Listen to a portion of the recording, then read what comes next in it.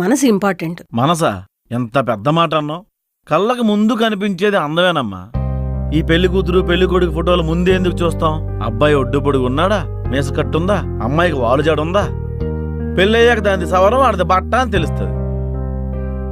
ఏదో అమ్మాయి దగ్గరికి వెళ్ళి నీకు ఎలాంటి అబ్బాయి కావాలని అడుగు. 6 అడుగులు పొడుగు ఉండాలి, మంచి జాబ్ ఉండాలి, యుఎస్ లో సెటిల్ అవ్వాలి, నన్ను ఎప్పుడూ ప్యాంపర్ చేస్తుండాలంటారు. వాళ్ళ మైండ్ లో ఈ మంచి మనసు మామిడికాయ థియేటర్ బయట స్కూటర్ పార్కింగ్ లాగా చివరికి ఎక్కడో ఉంటాయి. నీ ఇష్టం. యద్భావం తద్భవతి. స్కూల్ గోడల మీద సర్వశిక్ష అభియానం రాసుంటది. దాన్ని చదవడానికే సాడోలు తట్టింది నాకు.